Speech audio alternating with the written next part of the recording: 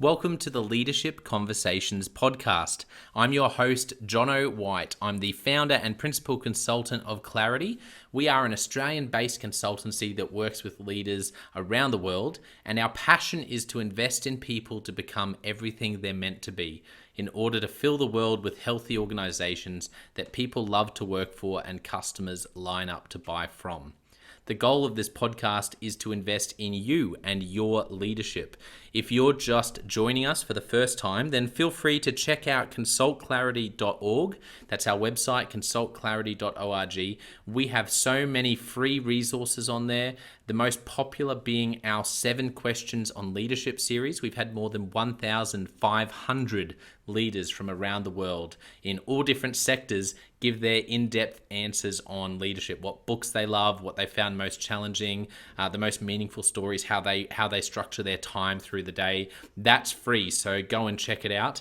And we'd love to interview you about your leadership. I believe you have advice from your experience, your context, and your life so far that is important and can help other leaders. It's also a great way to give back. It's free to get involved, and you can do so by going to consultclarity.org/7-questions-interest, or just Google consultclarity.org 7 questions interest and fill out the form that pops up. We have a free resource for you on our website. It's called Leadership Survival Guide. It's a 57-page ebook. It has interviews with 10 world-class leaders, and you can go to consultclarity.org. It's right at the top, and get that today. We also have a daily email that we send out to over 15,000 leaders, and that email contains the highlights, our best content from our podcasts, our blog, my book, the books that we're loving that are out there about leadership. It's also the best way to get access to our masterclasses and workshops before anyone else. And there's also exclusive and limited special options just for subscribers. And you can subscribe by going to consultclarity.org/subscribe. Now, my gift to you is to work incredibly hard to provide the best leadership content I can to invest in you and your leadership. So if you're finding our content helpful, if you find this podcast helpful, then your gift to me could be this. If you do find it helpful, then write a review or rate our content and make sure you subscribe or follow. I can't emphasize enough how helpful that is. It really does help us to get the word out there so we can invest in more leaders to become everything they're meant to be. It also means a lot to me personally when people like you and people in our community share our content on social media. So if you do that, then please do look for me, Jono Wyatt, to tag me, and look to tag Clarity on whatever platform you're on. And our team, including me, I'm always looking to see when people have mentioned us so that I can engage with you. And also we look at sharing content. So if you write something about something we've done, there's also a good chance we'll share that with our followers. So if you could do that, that is a massive, massive help as we try to invest in as many leaders as we can around the world. Last of all, you can check out my book about how to deal with difficult people even if you hate conflict. It's called Step Up or Step Out. It's available on Amazon.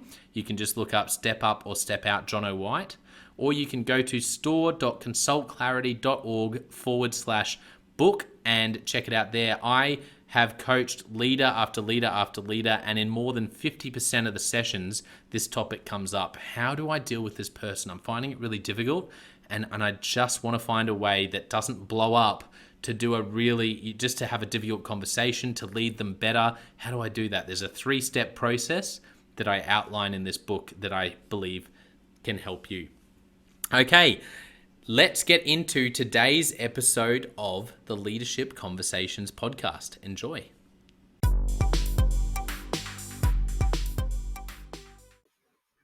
Welcome to another episode of the Leadership Conversations podcast. Today's guest is Jeff Ward. Jeff is the founder and president of Rhino Advantage, and I can't wait to have a chat with you, Jeff. Welcome to the podcast. Well, thank you very much, John. It's a joy being with you, and I look forward to it. It would be great just to start off if you could give our listeners a bit of an idea of who you are and what you do, where you're based, those sort of things.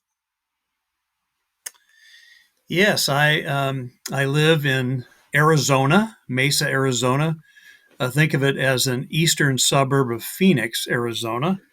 And I grew up, the first half of my life, I grew up in Iowa, so a Midwesterner in the United States, and moved out to Arizona in 1983, where I've done many different things, really. Had really an eclectic background since I've been out in Arizona. But typical day for me right now, I'm very active on Zoom, connecting with leaders and potential leaders really all over the world, mostly in the United States and North America, but really all over the world, just looking to expand our platform and network and to connect with people that want to grow, maybe create some additional income, learn some various aspects of their own, to become better leaders. And so that's really how I spend most of my day right now, is helping people um, uh, really analyze and think about what they need to move forward in life, create maybe more income, more time, more freedom, and actually maybe even recognize or come to terms with what it is they really want. So that's how I that's how I spend my days, and it's really getting to know a lot of people. I compare it to Christmas morning every day when I was a little kid growing up, and you go out, you go into the living room under the Christmas tree. There'd be all these packages, and you get to unwrap them and see what's inside. And so every day when I'm meeting new people, it feels like I'm opening up packages at Christmas. Oh, I love that. That's a great picture. Um, so, for our listeners, to give a bit of an insight into your background, would love to hear some of your story. What are those moments as you look back, even to childhood? Some of those moments that really shaped you becoming Jeff. The leader and the person you are today. Wow, that's really a great question, a really interesting way to explore who I am. I haven't really given a lot of thought to that recently, but as I said, I grew up in Iowa, and my mother and father were both business owners. I wouldn't necessarily call them entrepreneurs, but they owned their own business, small town Iowa, and so I grew up watching them go through their daily activities in terms of trying to run their unique businesses or their individual businesses. And uh, I always thought, growing up, that I was going to do something very, I guess, artistic is probably the word. I was always encouraged to draw and write, and so I spent a lot of time doing both those things. And so I felt like I was a little bit pushed maybe to become an artist someday of some kind, a commercial artist or fine artist, maybe a writer even. And so I remember I read a lot. I read a lot of books very early on. Before I was 10 or 11 years old, I'd read all of Shakespeare. I'd really gotten involved in that. Read a lot of very complex science fiction, like Isaac Asimov's Foundation trilogy and Frank Herbert's Dune, and a lot of Ray Bradbury, Arthur C. Clarke. Loved complex science fiction and Shakespeare. So I spent a lot of time doing that. And I had kind of interesting childhood because I had a lot of hay fever, asthma issues. My mother used to be overly protective, I think, and would keep me inside. And so it allowed me to use my imagination, read books, do a lot of sketching, artist like activities, and then the typical, I guess, little boy activities like play army man and GI Joes, and collect comic books and that kind of thing. So that's kind of what my childhood was like. And then I think probably maybe one of the interesting events growing up was when I shortly after I was 16 years old, I had a very close uncle that passed away. He was in his late 60s, I think. And my mother suggested, and I remember I was 16, and my mother suggested, why don't you go and stay with Auntie for a while and help her. Now that Unc, we called him Unc, now that Anka's gone, she'll probably need your help. Needs maybe she could use your help, use your support. And I was all for that. I went. I think I wanted to get out of the house, and so I left home at 16 to help support my aunt. And she lived in a 2-story house. She gave me the upper floor, and so I was one of the few 16-year-olds that I knew that had my own apartment. Yeah. And yeah, I went to high school, and I never went home again, Jono. I Wow. uh, I stayed with my aunt. I know I stayed with my aunt. I finished high school. For sports, I played tennis, and I became engaged Huh. to my childhood sweetheart in my junior year of high school. And I married her. This is an interesting story, I guess. When I thinking back on it, Mm. we got married right after high school in 1972. That kind Wow. of gives away my age, I guess.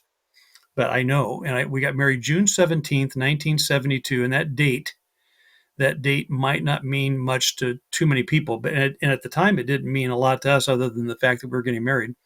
But the about a year later, we found out that almost the exact moment we were getting married, G. Gordon Liddy and E. Howard Hunt were breaking into the Watergate Hotel. Oh, wow. Um, that was, I know. So it was at the moment we were getting married, it was the seed of the ruination of Richard Nixon's presidency in the United States of America. So very, very interesting looking back on that. So Yeah, yeah, and that's incredible. Sorry, keep going. it's kind of interesting.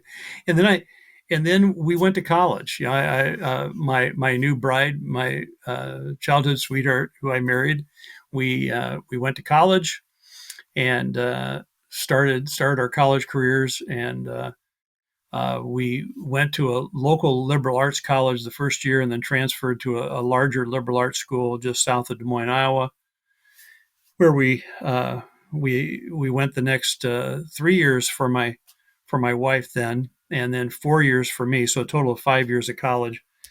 And I don't think I took college very seriously. Honestly, I spent most of my time playing tennis and hanging out at the local bar. It was called Wrong Daddies, and Funny name. I know, and my side income was shooting pool and billiards and playing cribbage with the owner of the bar, and that's kind of where I had my side hustle. And my wife, Susan, she went to college full time and was a police dispatcher at night. Wow. And so we went through. At the time, I should have been graduating, and Susan graduated. We went through a series of personal things, Mm. personal life, and eventually, at the end of my 5th year of college, we divorced. Oh, And wow. I'm not proud of that time. And I will just tell you that the responsibility for the collapse of my marriage was it was all my fault. I won't go into the detail of that; it's too embarrassing. But it's the Mm. but I will tell you, you can kind of imagine. I was young, and I spent my evenings at Wrong Daddies, so you can kind of get the picture. Yeah. But yeah, and so what's very interesting about that, one of the last courses I took in school in college was an interim course called From Roy and Jean to Bert and Ernie, and it had to do with children's literature, children's media, and Hmm. uh, and in this 1 month, very intensive interim course, there was this lady. There was this lady in the class. There were probably about 25 of us, and she and I argued the entire time that we were in this course. Yeah. And but we were very fascinated with, I think, with each other. But we were just argued all the time about the impact of children's literature on the lives, and then the full life of a child as they got older and everything. And very interesting relationship. And then uh, went through the divorce, and And then one day across campus, well, actually before that, we uh, we found ourselves, me and my first wife, and her name was Judy, by the way, Yeah. and her husband. We found ourselves in a marriage class on campus, and I think both wives were trying to potentially save their marriage. And Wow. both of the husbands, me and her husband, we both left the class. And Susan, first wife, and Judy, who became my second wife 45 years ago, they became friends. I know this is so bizarre. This is so bizarre. I very rarely told this story to people, but because I think most people, because we've been married now 45 years this year, they think we've been, they think it's a first marriage for both of us. Yeah, But that's it's an incredible story. yeah, so we've been married this year on November 5th. We'll have been married 45 years. And we got married 6 months after my divorce finalized, and approximately that long after hers finalized. And it's been an Wow. amazing journey. So we had a great life, and we kind of feel like we've just begun, full of energy. And I think one of the things that frustrates me most about Western culture Mm, is the way, in general, the elderly are devalued. yeah, I agree. They aren't put, yeah, they aren't respected for their for their experience, for the wisdom that they've gained, uh, going through the trials and tribulations of just regular life. Mm, And it's not like Japan, and it's not like Native American culture where the elderly are revered. yeah. And and I find that tough to deal with. And but maybe some of us, quote, older people, I don't feel old, but maybe some of us that are getting up there, maybe we can change some of those views by just simply putting ourselves out there, and uh, and not be, not wanting to fade off into the rocking chair on the porch somewhere, and actually, help to, maybe make some changes and impact the world a little bit. I think we're here to help other people and love other people, and to, use our experience and wisdom to, to help people not step on the landmines of life, and help other people get through their challenges. So I think that's one of the things we're here on earth to do. Yeah, I agree, and I think it's. I married into a Greek family, and that one of the things I love about the Greek, sort of the way they often do family as a culture is they do a really good job with the elderly. That's one thing that I love about my Greek family. I wanted to ask you. That was such a wonderful story for you to share, and I know this might sound like a strange question, but I love chatting with leaders about exactly these sort of things. When we think leadership, we think strategy, and we think,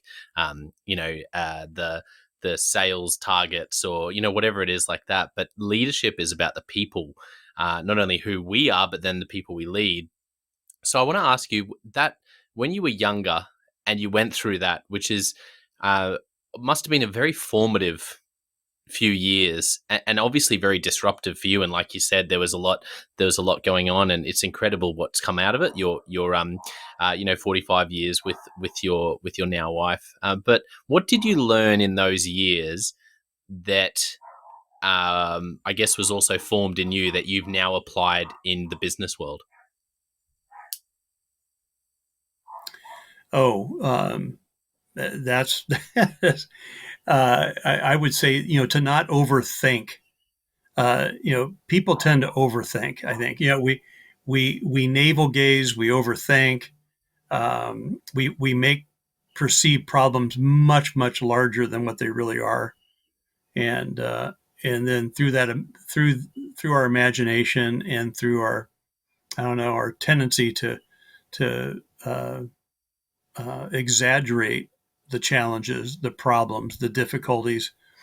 I think we make bad decisions, Mm, and and I think I would say it because the end of my first marriage happened because I really kept things inside, and I exaggerated things in my head that I shouldn't have been.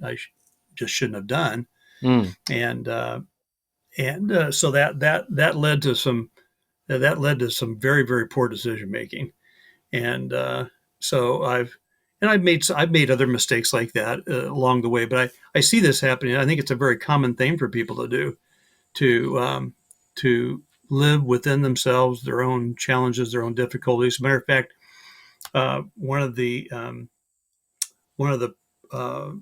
I don't know, I guess you'd call it a practice or an exercise that we used to do when eventually I met some great worldwide leaders like Zig Ziglar. One of the practices we do when we get in small groups is we would have, like, if you're 20, 30, 40 people present, we would have everybody write their top 5 challenges, top 5 problems, let's call them, on a Yep. piece of paper. And then you'd fold them up, and everybody put their 5 problems or their big challenges into a hat, and you'd pass it around. Everybody pull out somebody else's problems at random, and inevitably you'd always find out that everybody wanted their own problems, own challenges back.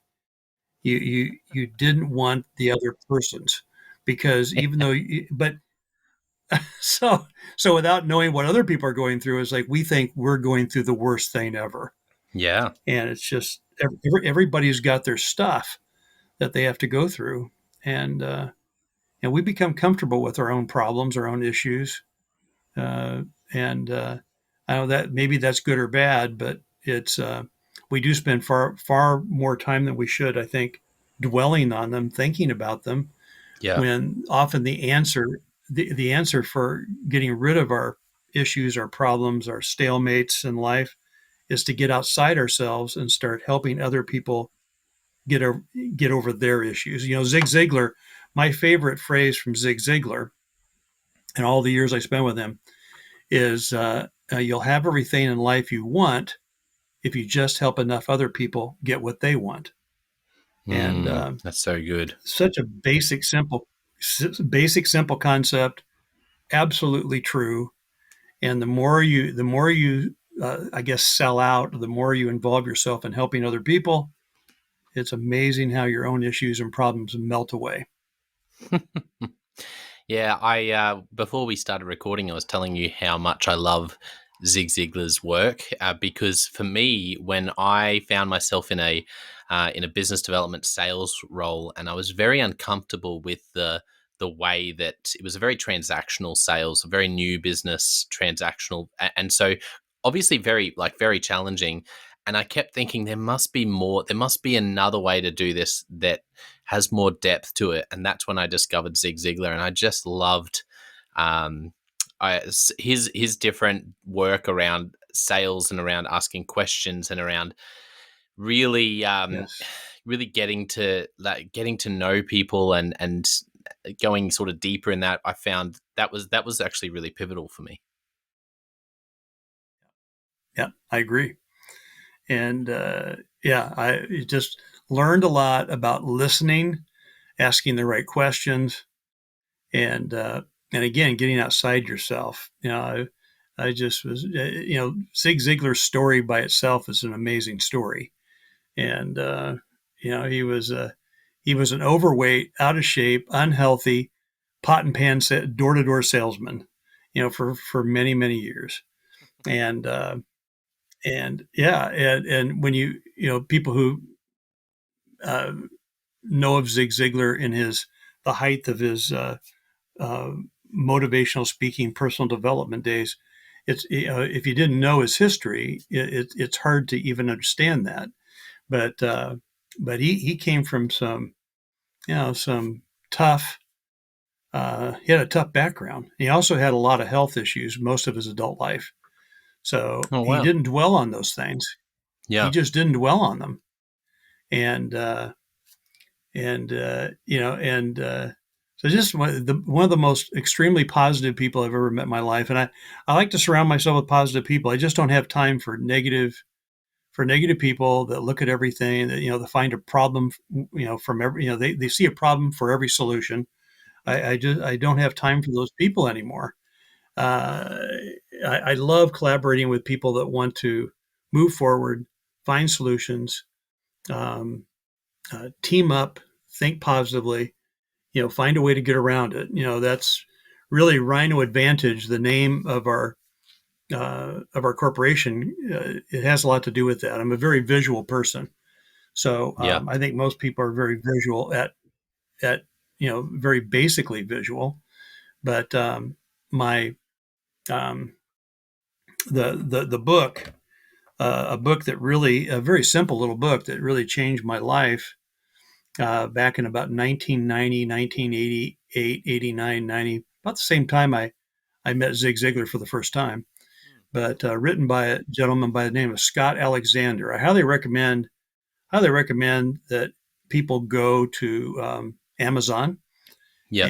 and uh, find Rhinoceros Success and by Scott Alexander and order that book. I don't know if you've uh, read that book or seen that book, Jono, but Rhinoceros Success it's by Scott Alexander. Is that right? that yes, Yeah, no, I haven't come across that, but that's great. highly. I love a good book recommendation. Thank you. That's really handy. Yeah, keep going. Yeah, no, it's a very simple book. And at the time I read it, I will tell you that, and this is a mistake. Another challenge for people when they get out of college is I think a lot of human beings decide, okay, I've done all the reading I'm going to do for my life. Yeah. I, you know, Yes. it's like now I can stop reading. I'm out of college. I'm in the work world. I don't have to read anymore.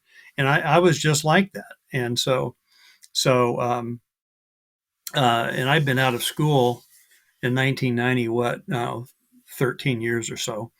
And I hadn't read much of anything other than, a quick glance at a magazine or a newspaper. I hadn't read any books uh, of any complexity whatsoever.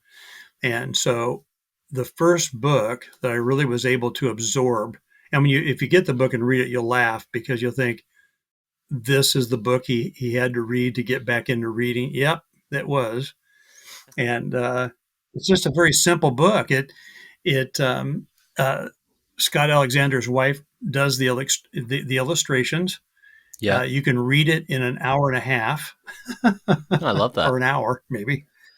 Yeah, it's very fast, and it's the perfect book for people that want to be inspired and motivated and have not been exercising their reading muscles for a lot of years. Um, I and think it that's just great though, it got Jeff. me off my butt.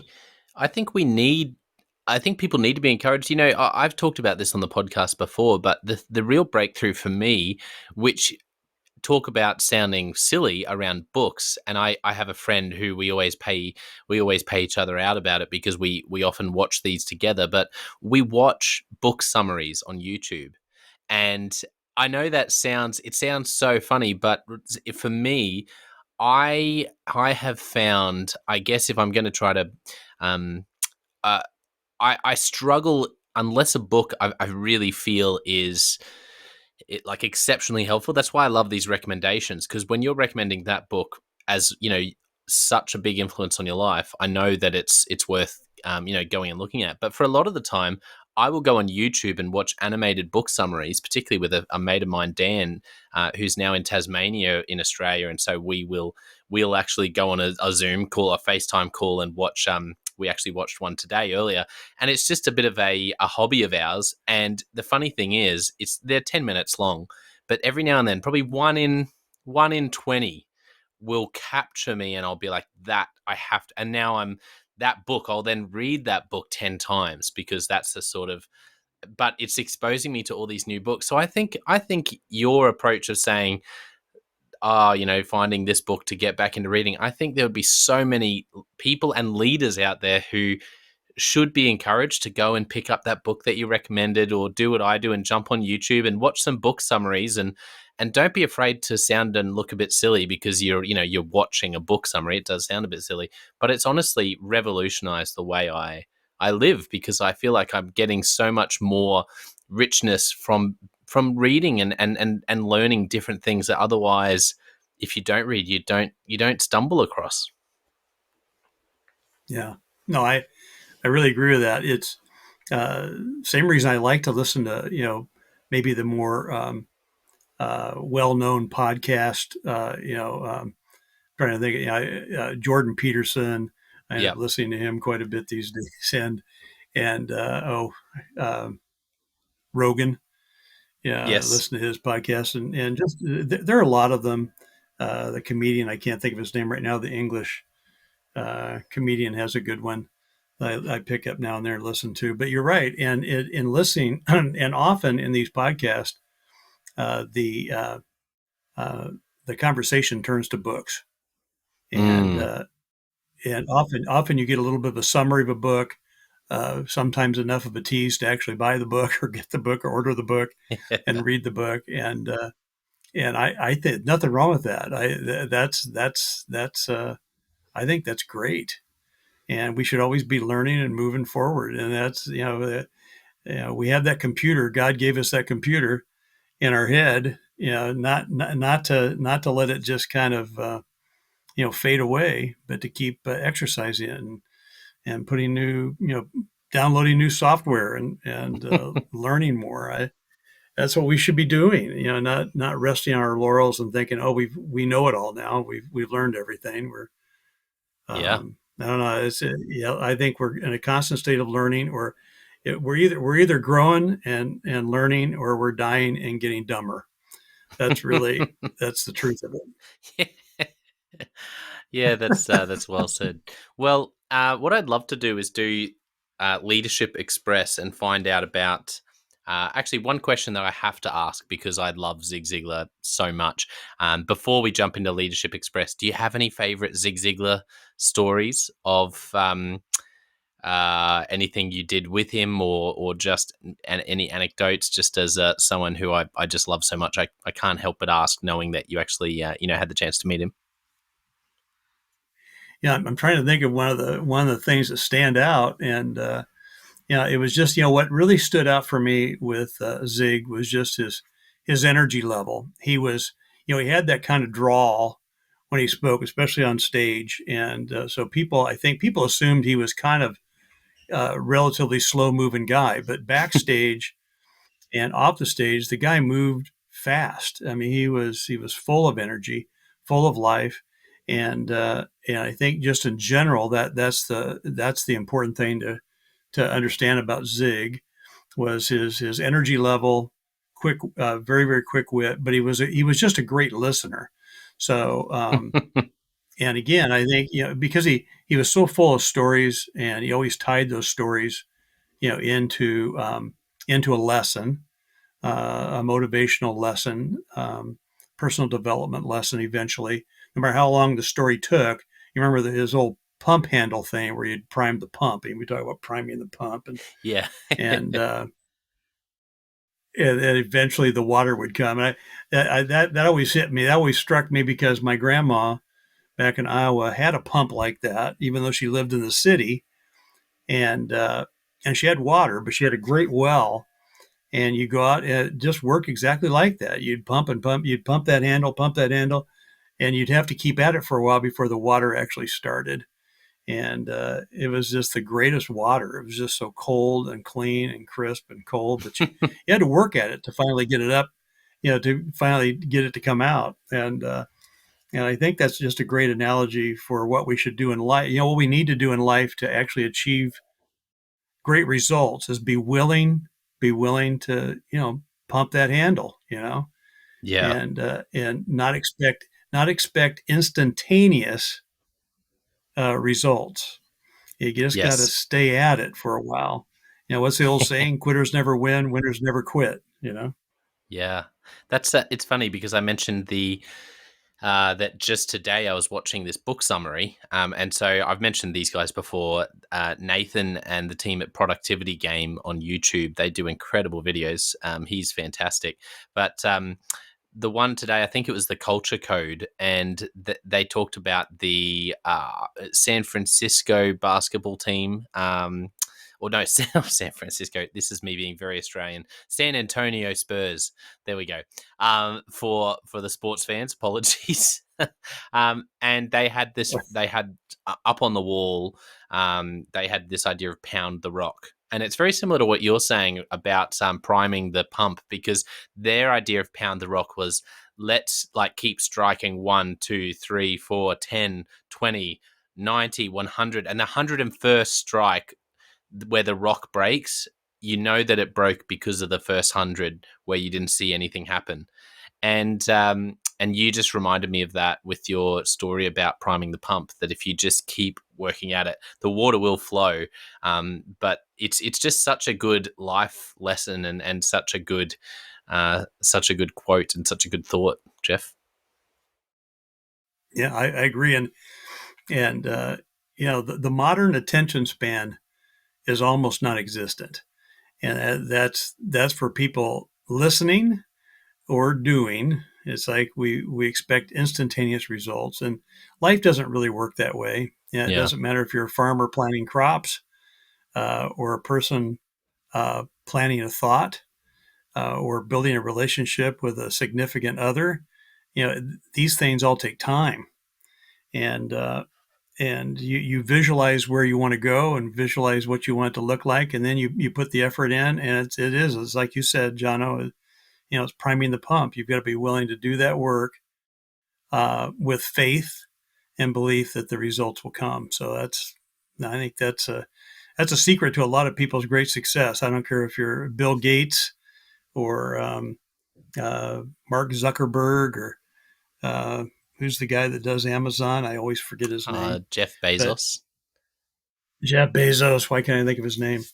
In the people don't realize that in the very beginning of those companies, those people went through a lot and took a long time to get to a level of success. They just had to stay with it. They had to prime the pump, and they had to keep working at it, and diligently, without much reward, for a long, long, long time. So Well people, said. I think, their attention span is not very good. So work at your attention span, I guess. Stay with it.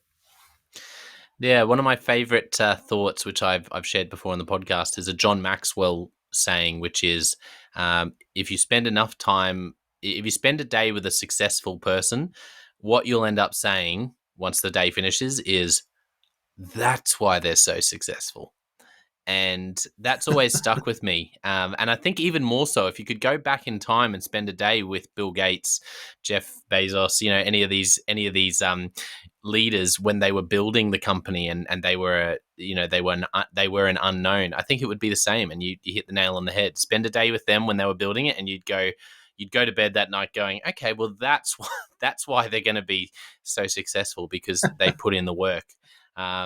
And that's, you can't go, there's a lot that you want to add to that, but there is such a truth in that, particularly for the generations coming through, where we sometimes call people an overnight success, or even more dangerously, when someone is an overnight success, and then you go, oh, that's such the exception though. 99.999% of the time, it's years and sometimes decades of priming the pump and of pounding the rock before you end up where people go, oh yeah, look, they're doing incredible things now. It's an overnight success.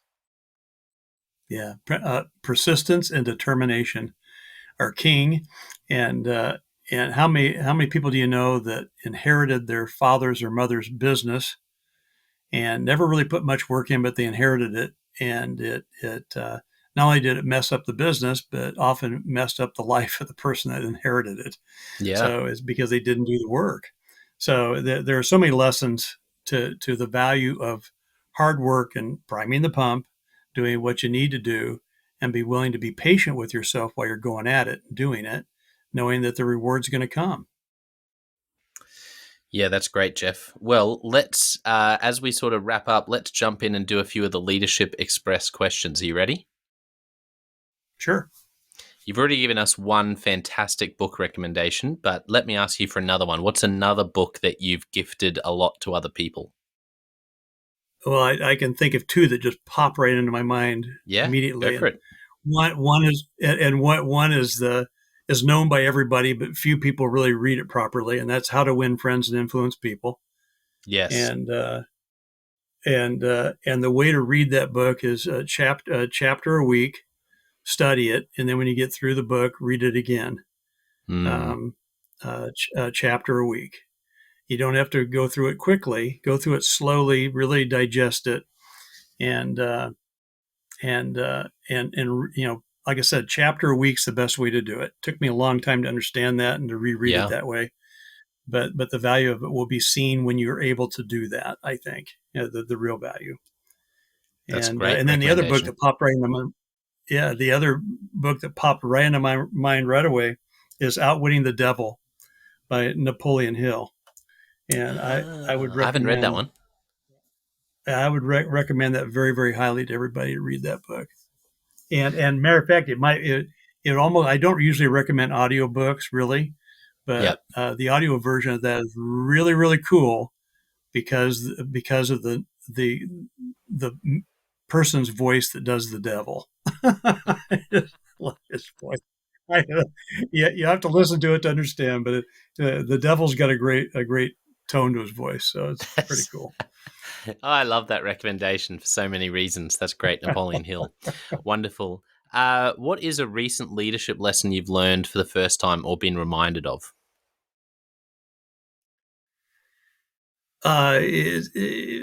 It's better to, you know, I think that one is, you know, there's two that come to mind when you say that too, and that is to quit talking so much and just listen better, listen more. Mm. Don't always be so eager to talk. I people that know me as a talker. I love talking, and I admit it. I love to talk, and but I think I help people and I gain more myself when I don't talk quite as much and I just listen better. And um, the other is to uh, when I do speak, when I'm actually uh, maybe in conversation or even in text form, when I am trying to attract a person that I want to work with, um, to realize I'm not trying to convince or talk somebody into having a work relationship or a business relationship with me. I'm really looking for somebody that wants to join me, and I'm very, very careful about um, not trying to convince somebody, you know, to become my partner, my business partner, my client, my customer. I really want them to want that. I don't want to talk them into it. And so it's using the language and having a manner that allows that to happen. Yeah, that's wonderful advice. And you know, as you were talking about listening, not talking so much, we often hear the phrase, or you know, the saying that there's a reason we have two ears and one mouth. But uh, I was just thinking about how uh, what is it the percentage of our communication that is non-verbal, which is something like 93%.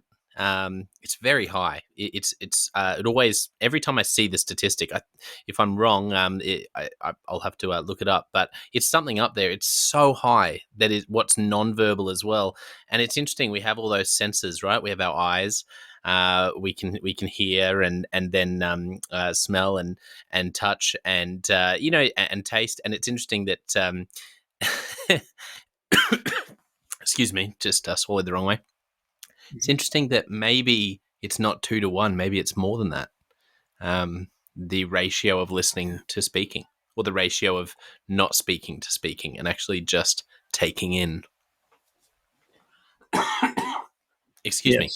Yes, yes. No, yeah. Are you okay, Yes, John? yes, I am Yeah, alive. all right. I'm just sometimes I might be able to do a podcast, but just being able to swallow my saliva as a normal person is sometimes a challenge. No, uh, okay, I next question. understand. Yeah, that's right. The next question, let me see. What is a great piece of advice you've received? Oh, wow, wow. That's I've received so much good advice in my life. I was telling somebody the other day that I've been able to be around so many great leaders and mentors and coaches in my life. You kind of wonder why I'm not some multi-billionaire genius sitting on a hill.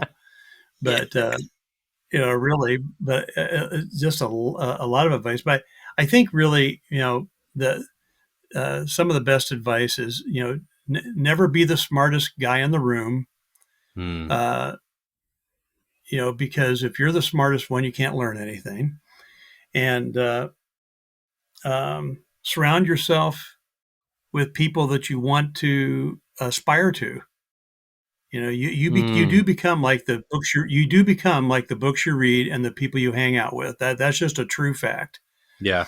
And you can take the if income's your goal, then find 10 people somehow. Find 10 people that have approximately that income, and find a way to hang out with them. You'll eventually mirror that income. If it's lifestyle or it's time, if it's a sense of charity that people have, whatever it is that you aspire to, find people that have those attributes. Find 5 or 10 of those people and find a way to spend time with them. And you spend enough time with them, you'll eventually absorb, who they are and those aspects of them that you would like to be more like. Yeah, I couldn't agree more. It's very true. And a great starting point is to I love biographies and autobiographies and read a biography of someone, but the Steve Jobs biography Yes. by Walter Isaacson is one of my favorite books of all time. And I laughed out loud multiple times Yeah. reading that book. And I wouldn't call Steve Jobs the perfect leader, but I learned so much from his life reading that book. And I think that's a great place to start. But I also love that challenge. That's a really great personal challenge that probably beats 99% of other New Year's resolutions is, okay, go and actually find 10 people that you would aspire to be and hang out with them and watch what happens. Yeah. Find a way to do it. You may have to earn your way into their sphere, into their world, but it's worth doing. Otherwise, there's a tendency for us to just spend time with the same people we've always spent time with, and those are usually people that we think we can impress because we feel comfortable around those people, and we can influence them easily. And so, trouble is that it doesn't inspire growth or change, Mm, and so that's just a problem. that's so good. Um, what's a big struggle or problem that you're seeing, CEOs and executives and leaders that you work with, that you have around your life? What's a big problem or challenge that you're seeing them experiencing today? Lack of adaptability. Very, very easy to answer that. Um, Mm, companies and people,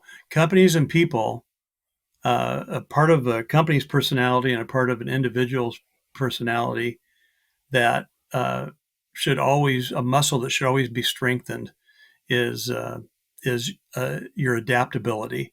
And adaptability is one of those things that you can influence more by reading, by thinking, by exercising things that than you can other parts of your personality, which are often formed by the time you're 5 or 6 years old.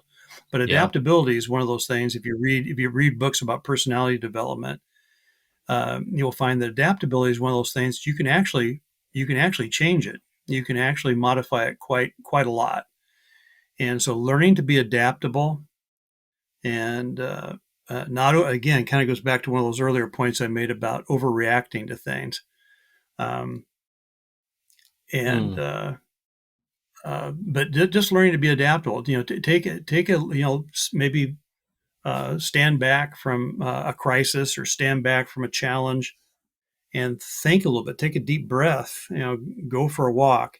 Seek some advice from some of those people you've started to associate with who are smarter than you, wiser than you, richer than you, that seem to have their act together better than you. Maybe seek their counsel and advice, and not be so quick to react to what it is that's happening. Unless if you have, sometimes you have to react fast, but most often you don't. So it's take some time to think and seek advice and good counsel, and uh, I think that will serve people well to do that. I couldn't agree more. Wonderful advice. Last question. If you were sitting down over a coffee with a young leader just starting out, just in their either in a sort of individual contributor sort of role, but really feeling passionate about starting their own thing on the side, or maybe they've just gotten an opportunity to start leading people and they're going, oh, wow, okay, I'm a bit overwhelmed. What would be one piece of advice you'd give to a young leader?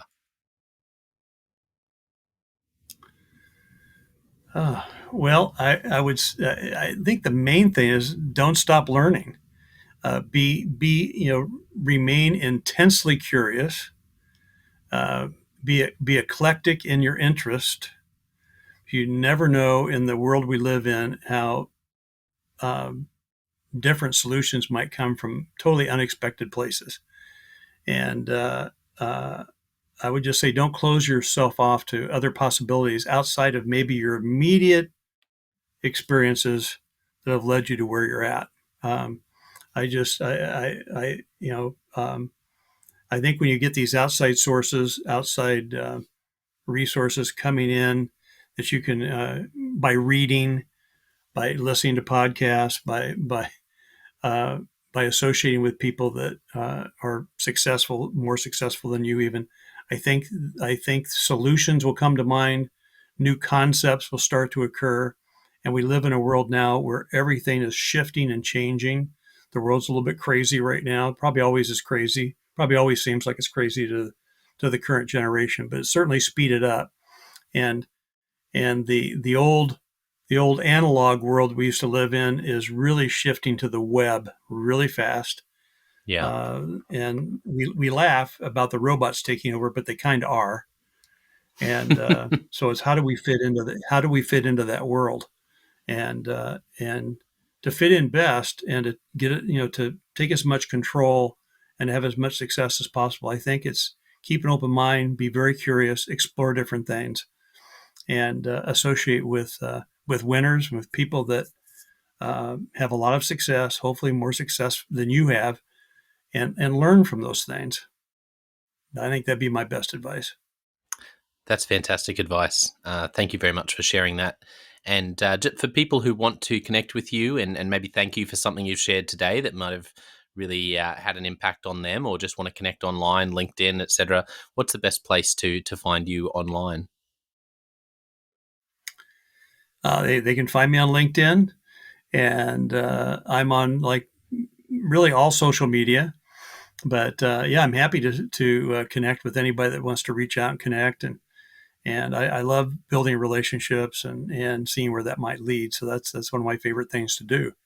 So yeah, just reach out to me on LinkedIn. I'm on Facebook. I'm on lots of different social media, and I'm happy to talk to anybody. They can always reach me through an email address. I don't know if that's okay to give that out, Yeah, Jono, go for it. Yeah, go for but it. yeah, Jeff, pretty easy. Jeff at rhinoadvantage.com. It's a long one, but Jeff at rhinoadvantage.com is my corporate email. And those emails that come in on that email address are kind of segregated, so I can see who those people are right away. Yeah. And so I'd love to communicate with anybody that wants to reach out. I'm happy to do it. Thank you for sharing that. And I appreciate that. And you never know. I always say that whenever I'm doing this podcast, I'm always imagining the person driving, driving on their way to work, questioning, oh, why am I doing this job? Or they've got a big project and they're completely stuck. And then, Jeff mentions this book. Is it Scott Alexander? Scott Is that the Alexander, author? yes. Yeah, you mention a book and they go, that could be it. They go and read it and it changes everything and they're able to actually overcome that. And I always I just love thinking of the people who'll be just tuning in on another day, but maybe this is a big day for them to hear something you shared. So I want to thank our listeners for tuning in. I know it's been brilliant today. Jeff's just the story so vulnerably sharing from earlier in his life, but then also heaps of great recommendations and books. For our listeners, I also have the John O. Wyatt Leadership Podcast, where I give you more traditional, tips on employee well-being and casting vision and how to build a great workplace culture, and the leadership question of the day, where I put a stone in your shoe with a different question every day. So check those out. But I want to finish today by saying a massive thank you to Jeff for being so generous with your time. And it's probably good for listeners to know that it is midnight where you are. So you're not only being generous with your time, you're being very generous for doing a podcast at this time of the day. But you wouldn't know it. You wouldn't know it's the middle of the night. It's you're full of energy, and your wisdom is just been really great, and so many good recommendations. I've thoroughly enjoyed it. Thank you so much for coming on, Jeff. You're very welcome, John. I enjoyed myself, and I appreciate the opportunity. Thank you. Well, I hope you enjoyed that episode of the Leadership Conversations podcast as much as I did. If you're joining us for the first time, don't forget to check out consultclarity.org. That's our website, consultclarity.org. We have so many free resources on there, including our 7 Questions on Leadership series. We've had more than 1,500 leaders from all over the world in all different roles, in different industries, answer these 7 questions on leadership, and leaders give these in-depth answers around how they spend their time, a book that's been significant for them. It's just a gold mine. It's completely free to access, so go to consultclarity.org and look for that. We'd also love to interview you about your leadership. I believe your experience, your life, your context means that you have advice on leadership that other leaders can learn from. Yes, you, if you're going, not me. Well, no, I really believe you would have something to add. So if you're looking for a way to give back, it's completely free to get involved. And we would love to interview you through the 7 Questions on Leadership. You just go to consultclarity.org/7-questions-interest, or Google consultclarity.org 7 questions interest and fill out the form and get involved. We have a free resource on our website called the Leadership Survival Guide. It's a 57-page ebook, 10 world-class leaders giving their thoughts on leadership, and that's completely free. It's available on our homepage, consultclarity.org, right at the top, so make sure you go and get that and download it today. And we have a free daily email that you can subscribe to. We send this out to over 15,000 leaders from around the world. And it contains the highlights of content from our podcasts, our blogs, our books we're reading. It's got the best content, and it gives you exclusive, limited, early access to our masterclasses, workshops, new products, special offers. It's all for our subscribers. You can go to consultclarity.org/subscribe and join 15,000 other leaders. And my gift to you is to work really hard, particularly through the Leadership Conversations podcast. I have been blown away by the quality of the leaders, and I'm learning as much as anyone in doing these interviews. So I'm having a great time.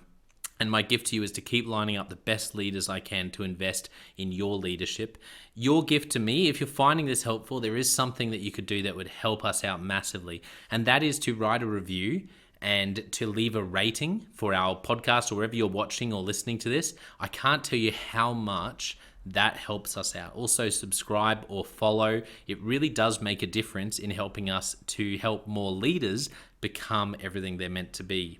Another thing that means a lot to me personally is when I see our community share our content. So if you do share this or any other piece of content on social media, then thank you, and please do that. And look for me, John O. Wyatt, or Clarity, and tag us in your post. Our team is always looking for posts to engage with from our community, and there's also a chance that we'll share your content to go beyond and share it with our followers. Last of all, you can check out my book. It's called Step Up or Step Out: How to Deal with Difficult People Even If You Hate Conflict. I wrote this book because 50% of the coaching sessions I have with leaders, this topic comes up again and again and again. And it's this idea of, how do I have this difficult conversation? How do I lead this person better when I'm finding them difficult? Or in some cases, you look and you say, I think I might be leading a difficult person. They're just quite difficult to lead, or I'm finding them quite difficult to lead. So there's a 3-step process that I unpack in Step Up or Step Out. And the amazing thing, and I've literally done this myself, and I've heard it anecdotally from other leaders as I've coached them, is that if you follow this process, you will see that person step up and change their behavior or make a decision, which is to step out some of the time. 95% of the time, people will step up or step out in just 4 weeks. And I stand by that. It's you have to read the book to understand, but I really do believe in it, and I've experienced it firsthand. It works. So you can go to Amazon, look up Step Up or Step Out John O. Wyatt, or store.consultclarity.org/book. Well, thank you so much for listening. We're going to be back with a new episode next time of the Leadership Conversations podcast. And I hope today has helped you to take another step towards becoming the leader you're meant to be. See you next time.